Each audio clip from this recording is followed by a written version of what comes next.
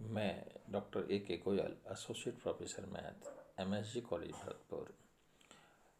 आज का ये video BSc part first mathematics student के लिए है।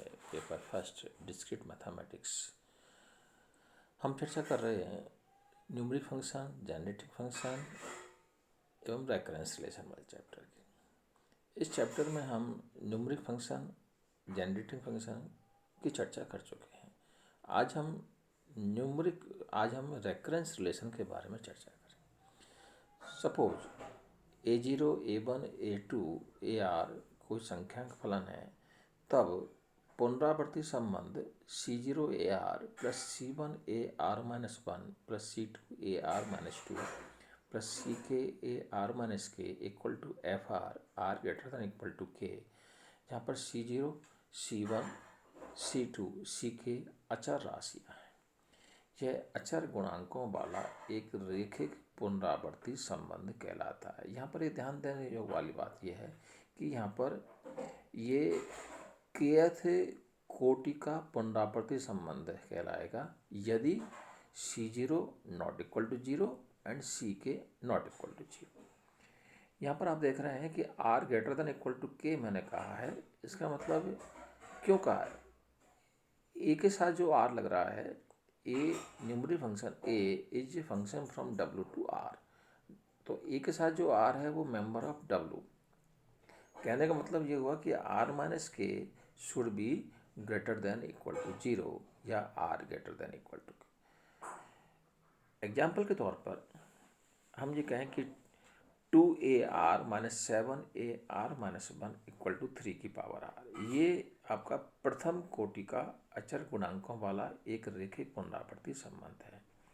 इसी प्रकार 3AR plus 5AR-1 minus 12AR-2 equal to R² -7 and 4AR-20AR-1 plus 17AR-2 minus 4AR-3 equal to 0, ये क्रमशः द्वितीय तथा तृतीय कोटि के अचर गुणांकों वाले रैखिक पुनरावर्ती संबंध है। अगर हम इसमें FR को 0 कर देते हैं तो ये हमारा कहलाता है homogeneous linear recurrence relation with constant coefficient. सबसे बड़ा प्रश्न है कि हम इसको इस तरह के रेकरेंस रिलेशंस को कैसे सॉल्व करें। हमारा पर्पज़ क्या है? हमारा पर्पज़ है कि ये जो पुनरावर्ती संबंध जो हमको दिया हुआ है, इनसे AR का मान निकालना। AR क्या होगा इसमें, ये टॉपिक आगे चल कर के हम जो सेकेंड ईयर में हम जब आएंगे पार्ट 2 में, तो हम डिफरेंशियल इक्वेशन पढ़ेंगे। और डिफरेंशियल इक्वेशन में बहुत ज़्यादा ये टॉपिक फ़ायदेमंद रहेगा। वहाँ पर हम 2 टॉपिक चर्चा करेंगे, complementary function and particular integral. यहाँ पर भी हम इन 2 टॉपिक की चर्चा कर रहे हैं। हमको इक्वेशन दी हुई है उसमें AR इक्वल टू अल्फ़ा की पावर R मानेंगे, AR-1 इक्वल टू अल्फ़ा की पावर R-1 मानेंगे। देखिए आप, ये एग्जाम्पल आपके सामने है। ये एग्जाम्पल है AR equal to AR-1 plus AR-2 where R greater than equal to 2। आपको मैं बता चुका हूँ कि R ग्रेटर दैन 2 क्यों किया है, क्योंकि R-2 should be greater than equal to 0, R-1 should be greater than equal to 0, मतलब R greater than equal to 1 भी है, R greater than equal to 2 भी है। इसका मतलब R greater than equal to 2। ये 2 हमको इनिशियल कंडीशन भी दी हुई है, A0 equal to 1, A1 equal to 1। जितने ऑर्डर का ये हमारा रेकरेंस रिलेशन है, जैसे कि हमारा ये हमारा सेकंड ऑर्डर का है रेकरेंस रिलेशन, तो हमको 2 कंडीशंस हमको यहाँ दी हुई है। ऐसे ही हमारा सेकंड एग्जाम्पल है, उसमें भी हमको 2 कंडीशन दी हुई है। तीसरे एग्जाम्पल में थर्ड ऑर्डर का तो 3 कंडीशन दी हुई है। ये आप इसको ध्यान रखें। देखिए सॉल्व कैसे करना है इसको।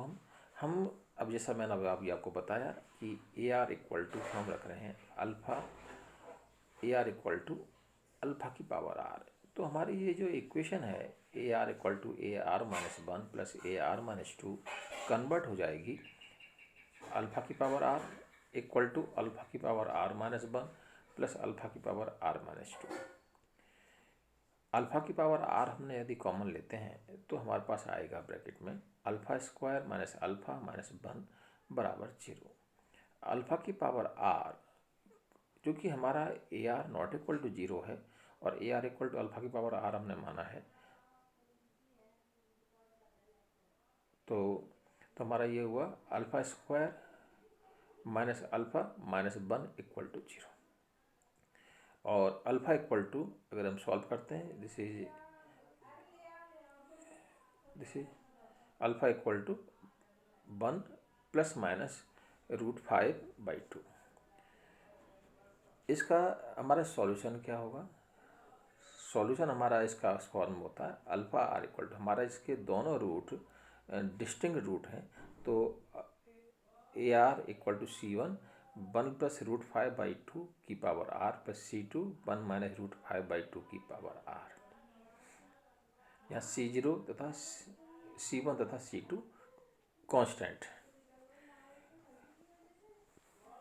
अगर इसी तरह से अगर हमारे कहें 3 डिस्टिंक्ट रूट हैं तो हमारा ये प्लस C3, कहने का मतलब अगर इसके रूट हमारे alpha equal to alpha 1 alpha 2 alpha 3 इस तरह से अगर रूट निकल के आते हैं, ये जो इक्वेशन हमारी है alpha square minus alpha minus 1, ये इक्वेशन हमारी कहलाती है ऑक्सिलरी इक्वेशन। ऑक्सिलरी इक्वेशन जिसको हम कहते हैं अभिलाक्षणिक समीकरण भी हम इसको कह सकते हैं, अभिलाक्षणिक समीकरण।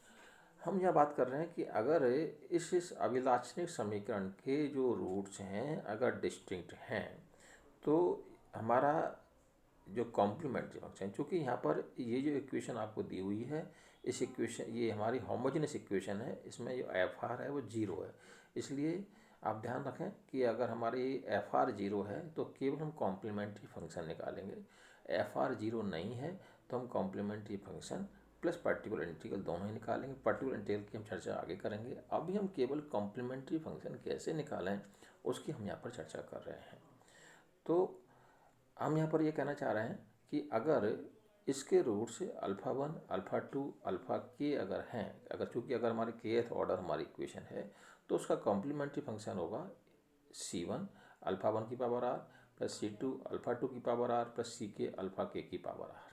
यहाँ पर चूँकि 2 डिस्टिंक्ट रूट्स हैं तो हम ये कहेंगे कि अल्फ़ा इक्वल टू C1 जो हमारा रूट आया अल्फ़ा 1 की power R plus C2 alpha 2 की पावर। यहाँ चूँकि 2 हमारे आर्बिट्रेरी कांस्टेंट लिए हैं तो इसलिए हमको 2 कंडीशंस का होना बहुत ज़रूरी है। आपको कंडीशन दी हुई है A0 इक्वल टू 0। A0 का मतलब क्या हुआ हमारा R0 है। A1 इक्वल टू 1 मतलब क्या हुआ कि R1 है। तो हमारी ये इक्वेशंस हैं, ये हमारे AR equal to C1 plus C2 वाली इक्वेशन है, इसमें हम पहले R इक्वल टू 0 रखेंगे, फिर R इक्वल टू 1 रखेंगे और इनको सॉल्व करेंगे और हमारे पास C1 और C2 का मान हमारे पास आएगा, और जिनको कि हमको इसमें हम रखने पर हमारे पास ये AR की वैल्यू हमारे पास आ जाएगी।